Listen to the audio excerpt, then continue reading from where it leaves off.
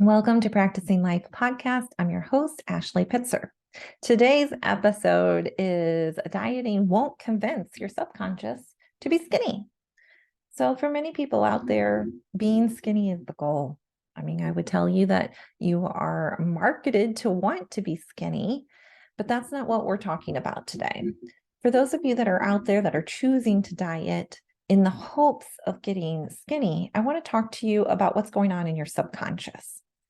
Now, as a former personal trainer and somebody who has taught fitness classes and yoga classes for a decade, this used to be my wheelhouse. This is what I used to work in solely in. And so, as a personal trainer, my personal experience was people came to me for two reasons primarily. One was to lose weight, especially for an event or a circumstance. And the other was typically in the elderly crowd, but they would want basically a substitute to a physical therapy. Okay, so dieting works temporarily. And yes, there are circumstances that exist out there. There's evidence that exists out there that people have dieted, lost weight, and maintained it. So I'm not saying that this isn't possible. I'm going to speak in generalizations. For the average, let's say 80% of the population that is choosing to dieting, it doesn't work. And it doesn't work because of the way that your subconscious functions. Now, you may or may not know this, I'm not sure, but hypnotherapy or hypnosis is a really excellent way of helping you to permanently lose weight. And you may say, like, how is that even possible? Well, we're going to get into that. We're going to start off by what is dieting?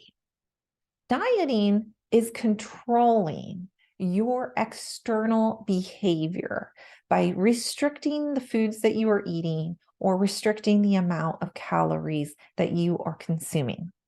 That is the primary basis of dieting. And I mentioned right off the bat that dieting is controlling a behavior. Now, we have been conditioned to use our behaviors, external behaviors, to produce outcomes that we want. And this is the natural go-to for most people. But your behaviors are truly a subconscious action, a subconscious habit. And so when we get into dieting, you are using your willpower, which comes from your conscious, your aware, your logical thinking brain that can make decisions and analyze, to control your external behavior that comes from your subconscious, unaware, unconscious, running all the time like the Energizer Bunny that never stops. So is it possible to lose weight dieting? Absolutely, you totally can. You can use your willpower to control your subconscious, which is your identity and your belief systems, and where really like 90% of your behaviors come from. Yes, you can. But for most people, it doesn't result in long-term benefit. And as soon as they stop using their willpower to control their behavior, the subconscious programming kicks in and takes over. So the relationship between your subconscious and your conscious. Well, your conscious brain is the 5% of your brain that gets to make the decision, gets to think about things, gets to analyze things. And your subconscious part of your brain is the part of the brain that is like a child, that isn't going to object, that is going to believe everything that you say and is going to put it into effect and be that Energizer Bunny and just go, go, go and never sleep and never get tired. It controls all your involuntary systems. It is unconscious, unaware, and it just works. It's a workhorse. So this is a terrible example, so I shouldn't even say it. But if you think about it as your conscious is your master and your subconscious is your slave. I say that not because I'm trying to promote or to get into any type of politic stuff. I am not a political person. Don't want it, don't want to hear it, don't go there. But it's because your conscious gets to call all the shots. As long as you're able to focus on it and draw attention to it, it can do those things. But then your subconscious is just running off of the orders that it was given. It doesn't object, it doesn't think about it, it doesn't process it, it doesn't have feelings about it, it just does. So when you start controlling your food intake, you're operating from your consciousness. Because what you're saying is if you want to lose weight and you're dieting and you're going to control, the word of dieting is to restrict, right? It is to take in less food, change the types of food that you are eating. You are using the mental effort of your brain to make choices. Now, if you do that enough times, it will reprogram your brain, especially if you are providing it with rewards. But what is stacked against you? There's a number of things that are stacked against you, and being more aware of it is going to help you be more successful. So let's just talk about like the food industry. The food industry creates food that touches on your sensories, and the more sensory that is involved, and sensory goes back to that subconscious because sensory creates like rewards for your subconscious. The more sensory the food involves, the more chemicals that get released in your brain, and the more rewards are created internally in your body. Okay, so they've spent a lot of money and done a lot of research to know the exact type of chemical responses in your brain to make you desire this particular product. They actually put chemicals in that release certain types of reactions within your body. When my child was really young and we first discovered that she had seizures, one of the things that our neurologist said was like, don't do crystal light, don't do X, Y, and Z, because it has a particular product within there that stimulates the brain to cause like seizures, right? So again, if you're out there and you're listening, you have seizures, everybody, there's multiple forms of seizures. Don't get freaked out if you heard this and think, oh my gosh, well, I can't have this. Everybody is different. My daughter has a very challenging, difficult, medically known seizure disorder. She also has a malfunction of her brain, which we're going to talk about in just a minute, because I'm going to use her as an example. So anyway, with the food that you're eating, you're drawn to these foods that create a sensory in you. And then you have the sensory within your own body that floods memories into your mind. So if you walk by and you smell something and it triggers something that in your subconscious that you aren't even aware of in your conscious part of your brain, it's going to pull up these memories, even if, I mean, you only have the capacity to focus on so many thoughts in your brain, but there are tons of thoughts and tons of reactions going on in your brain that you're not aware of. They're just running in the background. So it's going to pull up a memory, and whether that memory is strong enough to pull into the forefront of your consciousness, or if it stays in the background, it's still there, getting energy, taking up space. So I've worked with somebody who, for instance, they couldn't give up donuts. And people were always bringing donuts to work. And for them, they had a conditioning of a reward system in their body. And so by that, what I mean is when they were little and they would have sleepovers, they would get the special treat of having donuts for breakfast. If they did really well in a school performance, they might go out for donuts. If they were behaving well in church, the reward was donuts afterwards. So they were conditioned to think about rewards, donuts being a reward. And so every time they would smell a donut, see a donut, like all of these past sensories that your conscious mind isn't even thinking about would be pulled up. And that creates this conflict within your body between your subconscious and your conscious, because your conscious is saying, no, no, no, we can't have this. This is a no-no. And then your subconscious is like sitting here cueing all your sensories to want and desire this. And now you have to work with dismantling a cue within your body that has been habitualized. It's automatic. It just happens. And this, again, this is why I'm talking to you and telling you that so many things in your subconscious, your behaviors are coming from there. And it becomes challenging sometimes to bring awareness to it and to control that behavior.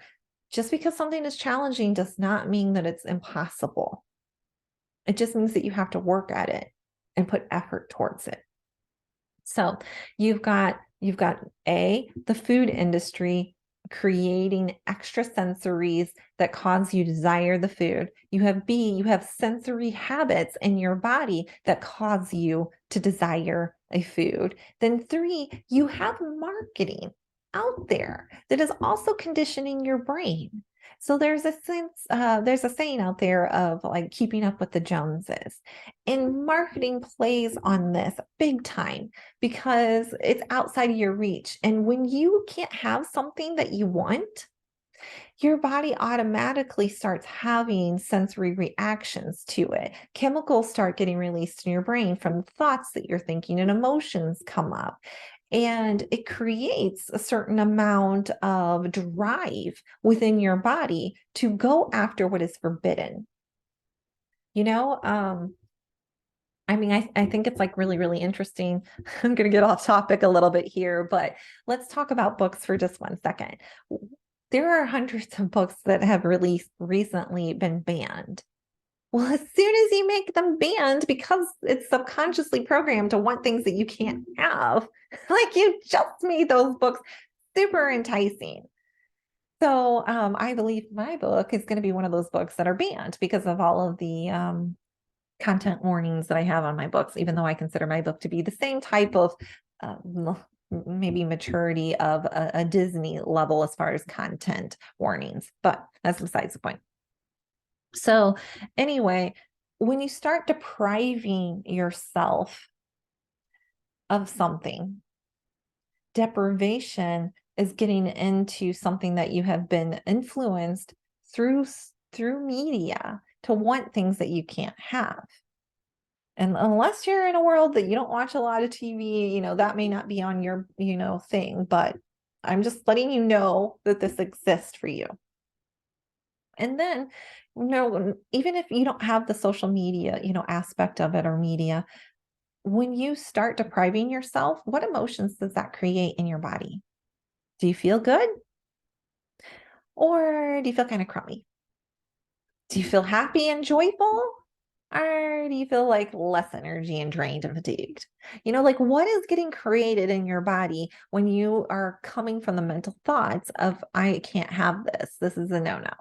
That's going to be really important, especially if you're working with a personal trainer or anybody, because controlling those thoughts, stop ruminating on the things that you can't have and start focusing on what you really want, makes a big impact in your success. And this is also one of my biggest like pet peeves, especially like working with people with weight loss specifically. A lot of people would come to me because they wanted to lose weight for a wedding. They wanted to lose weight for a high school reunion, like competition, even to get a tummy tuck. Like all of these people would have these motivation, this emotional driver to lose weight. And I would find that a good majority of the people would get really, really upset and they would beat themselves up, and their self-talk was really harsh sometimes. And their focus was on, I I've done all of this. I've done this perfectly. I've controlled my diet perfectly, and I'm still not losing weight. And so their focus is on lack. Their focus is on what they don't have. And they're not working with the way that their brain is geared to work. And their brain is geared to work on rewards. And so when you're focusing on, I'm just working so hard and I'm not losing the weight, you're in this emotional state that's super, super low. It can even be shaming, which is one of the lowest vibrations and frequencies out there. And then your mental attention is on lack versus going to the other side and focusing on, I've lost this weight, or I'm so proud of myself that I managed to maintain my weight. That comes from a place of a lot of love, a lot of compassion, a lot of support for your own self and your own well-being. It comes from a place of love, right? To believe in yourself and to support yourself. And this creates a reward for your body, which helps your brain catch on to the idea that this is important to you and this is what you want. And it's a way of it supporting you and listening to you. So I'm not a fan of dieting. And I will tell you that when I had an autoimmune, I did for 3 years choose to follow a non-inflammatory diet. And this was easy for me to do because everything you do has a secondary gain, and that's all subconscious too.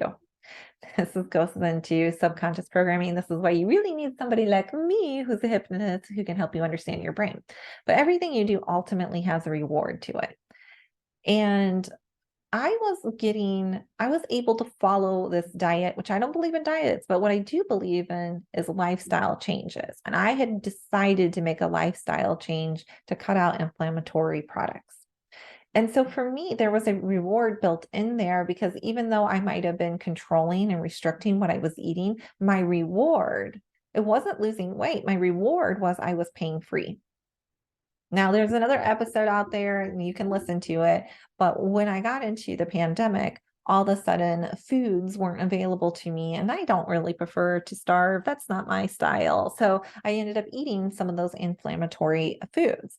What also happened at the same time, though, was I started working on my emotional suppression and things that I wasn't drawing attention to that was causing inflammation in my body. Trapped emotions and trapped energy can cause inflammation in your body. It's usually that secret, hidden thing that most people aren't aware of when they've exhausted all other things. That's the episode. You can go and listen to that if you choose to. So anyway, in this example, though, I was able to maintain my weight. So there's a success story. I still eat a relatively clean diet because I made a lifestyle change. The difference between who I am today versus that, person 3+ years ago that was following this diet is that the person I am today, I don't beat myself up. I allow myself to have those snacks. I allow myself to have those inflammatory products. I don't make it a restrictive thing. So anyway, these are things to keep in mind. I want to bring up my daughter now, because one of the other things that's working against you, again, is how your brain works. Your subconscious brain, which is the super powerful part of your brain, is it doesn't process negatives. So when you're focusing on lack and you're focusing on these deprivation things, what images are you creating in your mind? Because your subconscious is going to create images, and those images are going to help decide your ultimate habits, like what's actually getting created for you. In hypnosis, this is what makes hypnosis work, is we're creating images for you and allowing it to become known and familiar to your brain.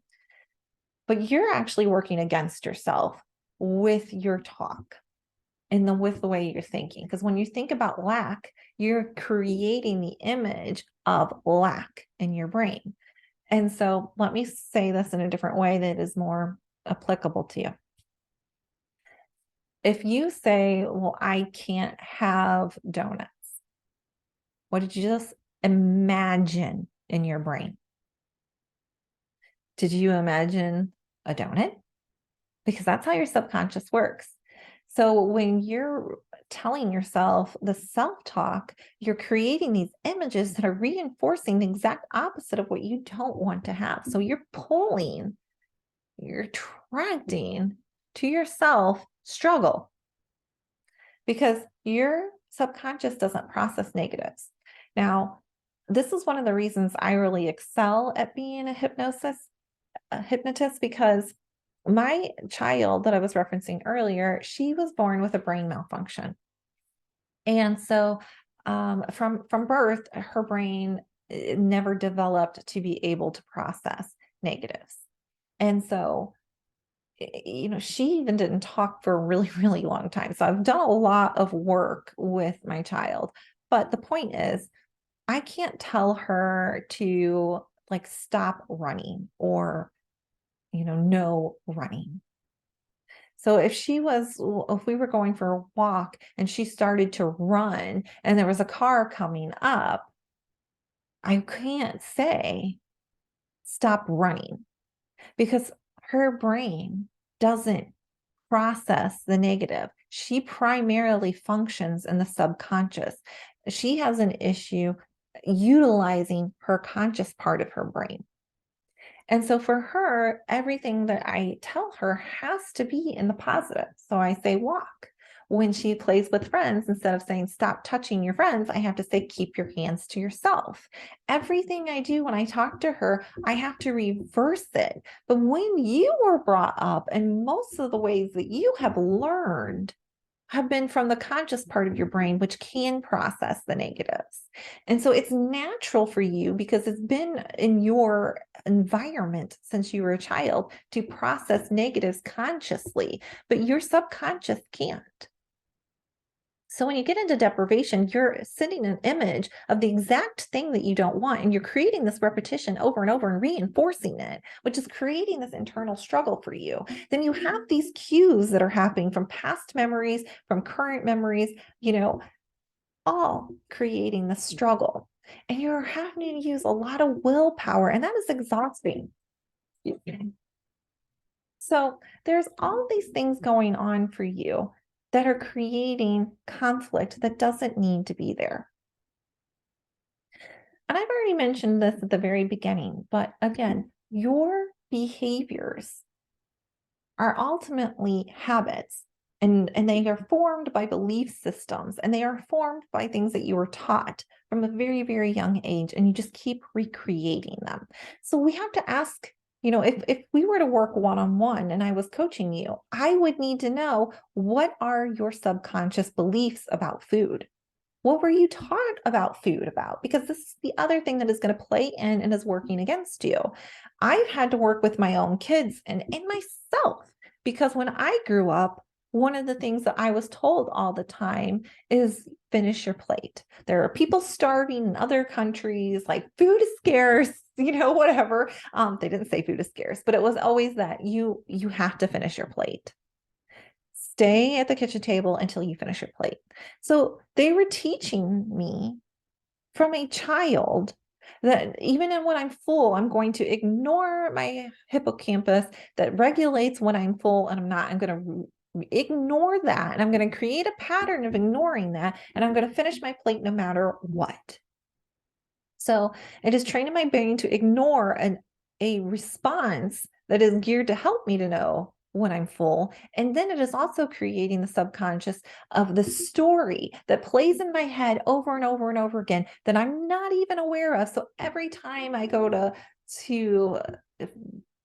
eat, I am sitting there saying, well, I have to finish my plate.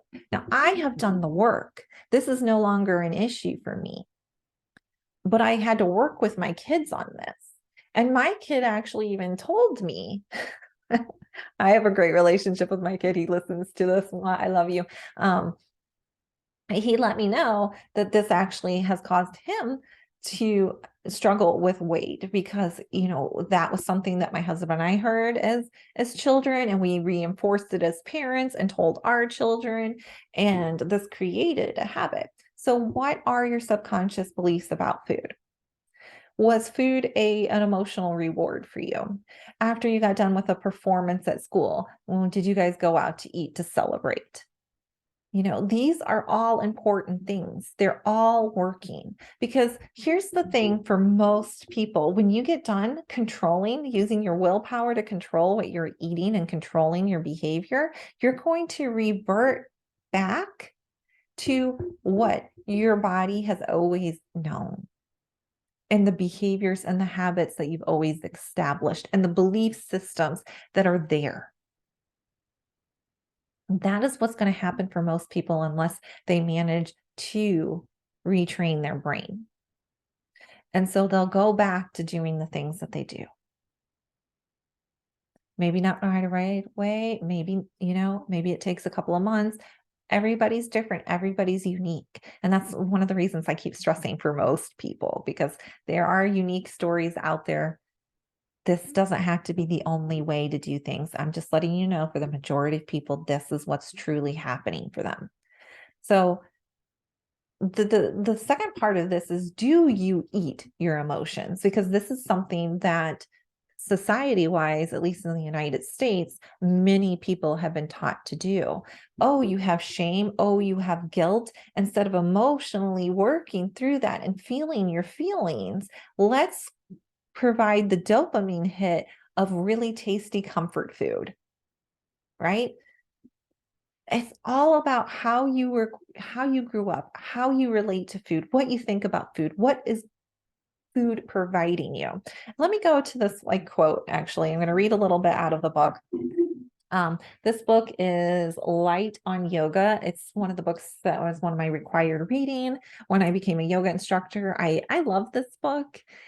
So you don't have to follow yoga philosophy, but I do think it's interesting, right? Because this is a different culture. Every culture thinks about food differently. And that's another thing that plays into everything too. So, the United States has a different viewpoint of food than another country does. So I like this, and I'm going to read it to you. Character is molded by the type of food we take and by what we eat. Men are the only creatures that eat food when not hungry and generally live to eat rather than eat to live. I'll stop right there because, that sentence right there brings up so many things. My husband, he's one of the exceptional people. Every time people see him take his shirt off to go swimming or whatever, everybody's like, oh my gosh, because he's 5% body fat and muscular as all can be. And he looks like a swimsuit model.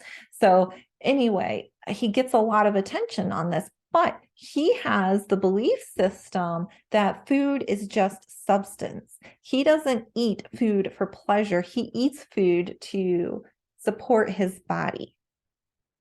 And so his relationship to food is going to be different than your relationship to food. I have somebody else in my life that I absolutely adore.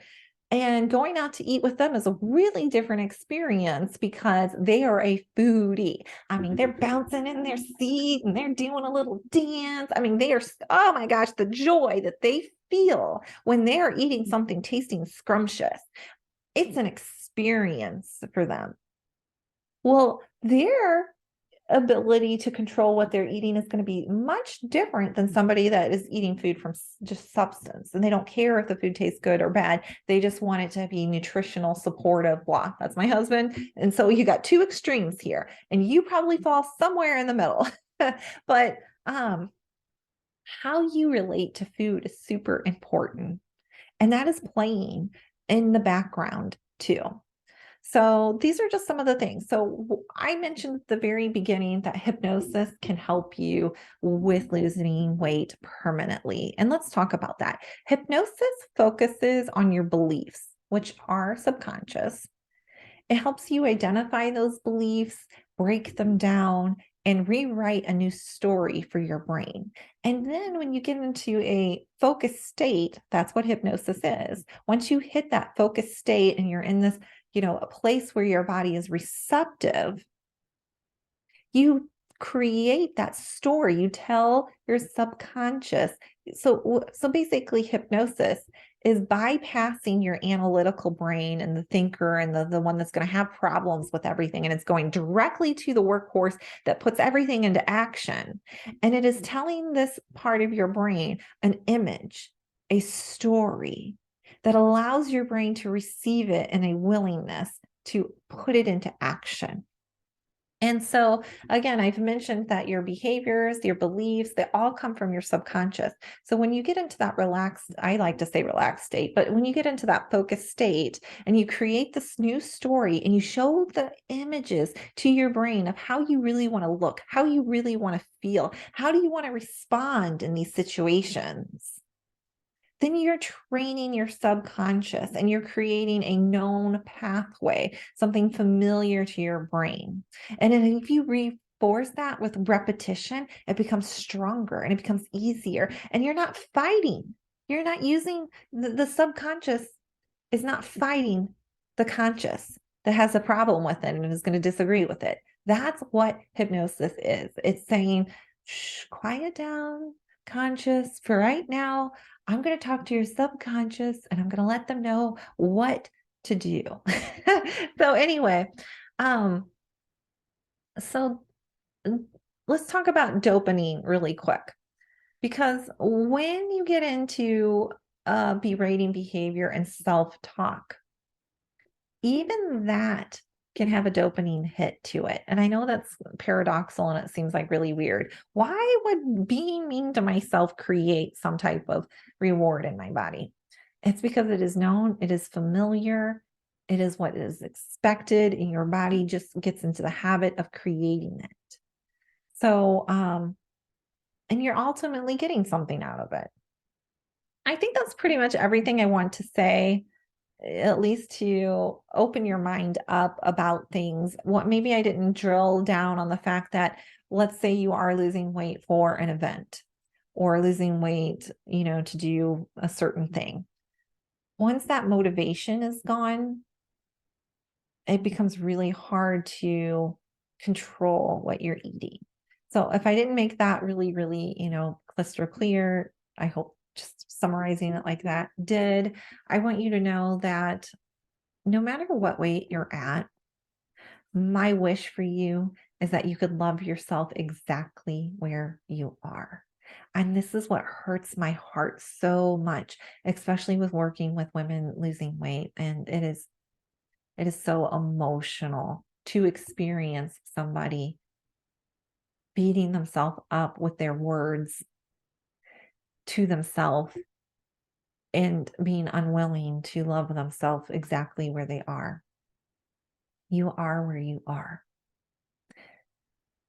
You can want to change the way that you look and love yourself exactly where you are. It is possible. I've done it for myself. I've helped other people do it. I just want you to know that weight loss, if you're truly looking for weight loss, love needs to be an ingredient. I can't tell you what to do. You are your own. You have dominion over your own thoughts. You are your own person. You are creating for yourself. You are ultimately responsible for what you are creating. But I would just truly hope, and I encourage you to find love along the way. Love is such a powerful emotion. Love allows, love helps get rid of the resistance. Loving yourself is one way to feel complete and whole. And that's something that I would really encourage you to do. And I'm sending you so much love. Wherever you are, whatever you are working on accomplishing, I'm sending you love. And I just want you to know that you matter. And I will see you next week.